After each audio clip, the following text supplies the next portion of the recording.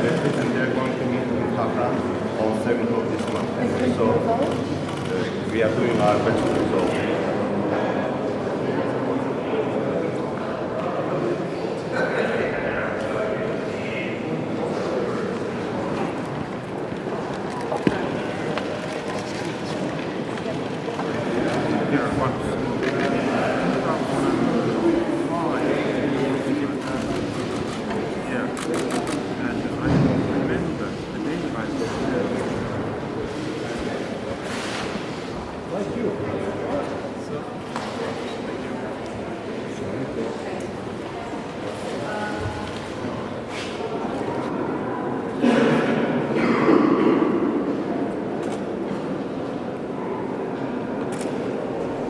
Good afternoon, everyone, and welcome at the press conference that follows the informal meeting of EU foreign ministers that just concluded. High Representative Federica Mogherini as the chair of the meeting and Austrian Foreign Minister as the Karin Kneißl as host of the meeting will say a few words. But I would like to start with thanking the Austrian presidency, Karin, personally for a wonderful welcome and hospitality, and also a very good cooperation in the political preparation of this informal meeting of the foreign ministers. We started yesterday with a discussion on the Middle East, the wider region of the Middle East, trying to bring coherence to our approach on the different files of the region. First of all, on the Israeli-Palestinian conflict, we exchanged on the current lack of process, reiterating our firm position on the need for a two-state solution as the only realistic one. And we focused in particular on our support to the work that the UN and Egypt are doing on Gaza. We will pursue this work further, especially in view of the General Assembly week in New York in a few weeks' time, and our support to UNRWA, the UN agency for Palestinian refugees, that we are financing very consistently, and that we are going to continue to support not only for the Palestinian refugees in Gaza, but also for the need to support Jordan and Lebanon in this respect. We also touched upon the situation in Syria, that was actually central to our debates yesterday in the Middle East. First and foremost, with a strong message on Idlib. We see the need to prevent and avoid a military action in Idlib that would be a humanitarian catastrophe, we believe.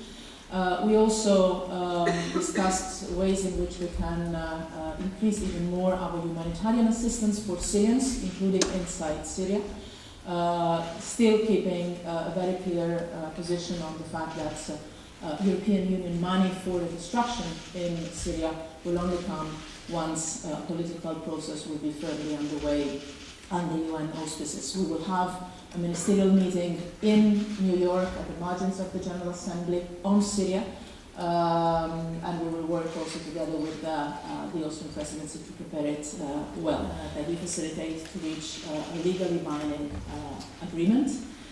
We also discussed the forthcoming elections, the upcoming elections in Bosnia and Herzegovina, hoping that they will bring a result that can be easily and smoothly implemented, so there is no vacuum, and we can continue to work with the authorities of the country on the reform agenda.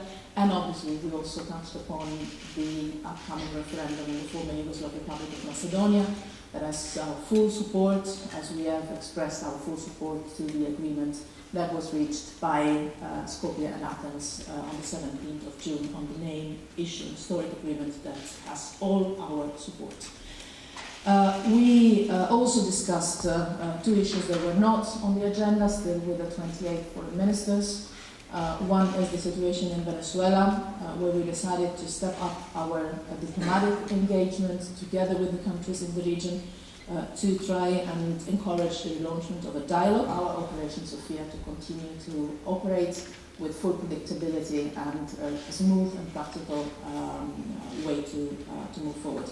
I also suggested to the foreign ministers that the external aspects of migration will be on the agenda of the next Foreign Affairs Council in October. Last but not least, sorry, but the agenda was very dense, as you see. We had an excellent session with the candidate countries' foreign ministers just now on effective multilateralism. This is a very welcomed top priority for the Austrian presidency. This is the very DNA of the European Union. We had this session together with the candidate countries' foreign ministers that joined us, all of them. The EU being the most successful experiment of multilateralism in human history, it is only natural for us to invest in multilateralism both in terms of approach and in terms of institutions in all different fields, from trade to the UN system. And this is an issue and an approach that we definitely share with all the candidate countries, and we've discussed today ways to work together in this respect. So thank you again. Thank you, Karin, for an excellent work we've done together in this case. Thank you very much. Thank you very much, Federica. I don't want to duplicate everything that what you have said because I can only subscribe. But let me first of all start by expressing my sincere thanks and appreciation for you, Federica, for your colleagues within your office, and also my sincere thanks go to all my colleagues within the Ministry of Foreign Affairs, particularly the protocol, security, but of course those also who prepared the files, who worked on making this Gimnich successful, inspiring Syria. We're right now in a big question mark situation. Nobody, but really nobody can tell whether there will be the big military showdown in Idlib or whether we will see some sort of phasing out of the war. As we know from history, wars have usually ended not because people had the rational insight, now we should stop. It was because of exhaustion. People in Syria have been exhausted for a long time. This is a proxy war, where now also my guess is that many of the sponsors of the war, many of those who have the forces in that country are also to a certain extent exhausted. And whether we will now see the phasing out or a final military showdown, definitely I'm not in a position to tell you scenario 1 or scenario 2.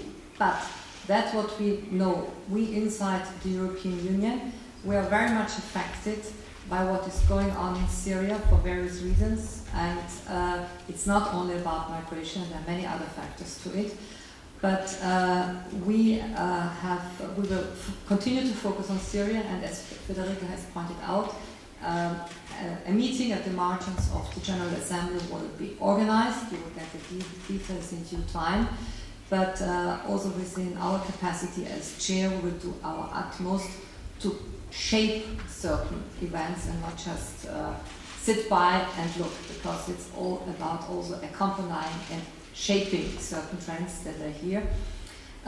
So much on Syria. The other topic, transatlantic issues. There are topics where we can cooperate, and we distributed a non-paper already at the beginning of the week. We know that some other countries, such as Germany, are also doing their utmost to increase the dynamic of a different atmosphere, of a better rapprochement. And here, if I may remind us all of a certain momentum, many of us remember autumn 1995. If it hadn't been for the then military intervention of the United States, the bloodshed in Bosnia and Herzegovina might have still continued for some time to come.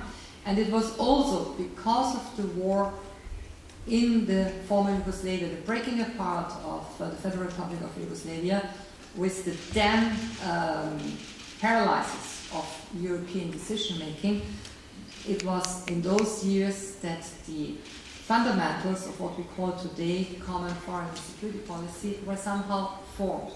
So being today once again in a crucial situation in Southeast Europe, I think it's all about cooperation, maybe here and there an inspiring competition, but we can work together also in Southeast Europe. I think this is definitely a topic where transatlantic momenta can come in a very fruitful way. So much from my side. You've heard today from the ministers from the region, from Macedonia, from Bosnia, about the idea of a land swap, how much concern there is. But I wanted to ask you also both, At the end of the day, if the two sides agree, and if the US is now saying that it will not block a land swap, what is it exactly that Europe can do about it? You know the rules of the game well. First of all, and I don't want to be formal on this, but I really feel that it is important that, especially in informal meetings like this one, we protect ourselves and we protect those that work with us and with whom we work. This is why I'm not going to comment on specific positions that have been expressed behind closed doors. I want to remind you all the informal meetings, the gimmick meetings, are ministers only in the room, which provides us a certain flexibility in addressing issues very frankly, very directly. And this is the added value of these kind of meetings. So I'm not going to say what one minister or the other has mentioned, but I can say one thing very clearly. That I've seen, and by the way, with the ministers of the region, we've discussed other issues today. We've discussed multilateralism, our support to international rules, and a certain approach to foreign policy that we share. So we've not discussed regional issues. But what I can tell you very clearly is this, that I've seen around the table today, these days, very strong support for the dialogue, for the commitment and the engagement of Vučić and Tači in this delicate phase. I've seen the awareness of the difficulties, which are there, and that we've never hidden, and that are still all ahead of us, but also the appreciation for the commitment and the determination, and for the possibility to finally solve one of the most, if not the most, complicated and painful and full of consequences for the region itself, tensions that we have in Europe still, only 20 years after the conflict. So next week we'll continue the dialogue with Tači and Vučić. It is also my responsibility as a facilitator of the dialogue to protect the dialogue itself and the parties engaged in the dialogue. I will not comment on specific content of the discussions that are ongoing. I can just tell you this, whatever outcome that is mutually agreed would get our support, provided it is, as it is being discussed currently, in line with international law and with the European Union acquis. And you know very well the European history. The European history is based on overcoming and preventing any idea of ethnically pure national states. I hope this reassures everybody that is getting nervous on ideas that are floating around. We're working seriously on something difficult, challenging, not impossible, but still not there yet. So I would refrain from commenting on things that are not formally or substantially on the table, and try to protect this phase of negotiations that is extremely delicate. As I said, it's difficult, difficulties are clear, but it's not impossible. So we continue work. Front row lady from APA. Christina Schwab from the Austrian Press Agency. High Representative, on that topic, Serbia and Kosovo, do you think that this land swap, the plan of the land swap, could lead to the recognition of Kosovo by Serbia, and is that possible until the elections next year, the EU elections? Und Frau Ministerin Kneißl, ihr türkischer Amtskollege, hat heute gemeint, er sei bereit für weitere Beitrittsverhandlungen. Er glaubt aber nicht, dass neue Kapitel eröffnet werden während der österreichischen Ratspräsidentschaft. Würden Sie dem zustimmen?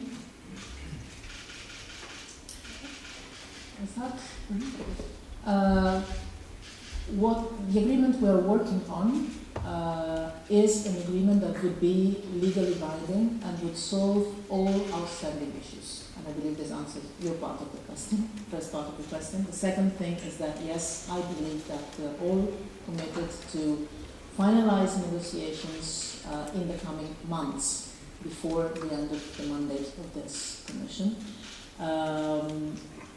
As I said, we're not there yet. It's still very difficult, but it's not impossible. Minister? I have to answer still the question. Yeah. Regarding your question to Turkey, you know very well our coalition agreement, and my Turkish colleague, Minister Charles Vogler, also knows it very well. Adam?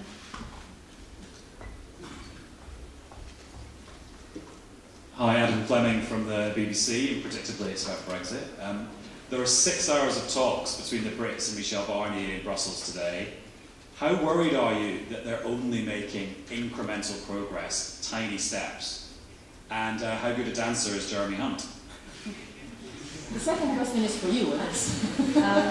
We were dancing Bossa Nova among, I think we had 2 or 3 dances together, and it was he's an excellent dancer and a charming gentleman. And as I said also this morning, diplomacy is much more about than just presenting each other with policy brief notes. We had an inspiring evening yesterday, and but still a dance doesn't have any political or legal implication, whether I dance with Jeremy or whether I dance with anybody else on this planet. I've danced with so many men before in my life, and it's never. I would rather stop here. But coming to Brexit, maybe just a brief answer. March 2017, the directives were published. It's all about Michel Barnier, who is in the negotiating seat. 6 hours, another round. I wrote in my Financial Times comment 3 weeks ago, history moves on, don't panic. I think that we should not waste our time by emotionalizing from whichever side. We remember the emotions that were there in 2016, but I have always cherished this tremendous virtue exercised in the Anglo-Saxon world, in particular by the good old British tradition.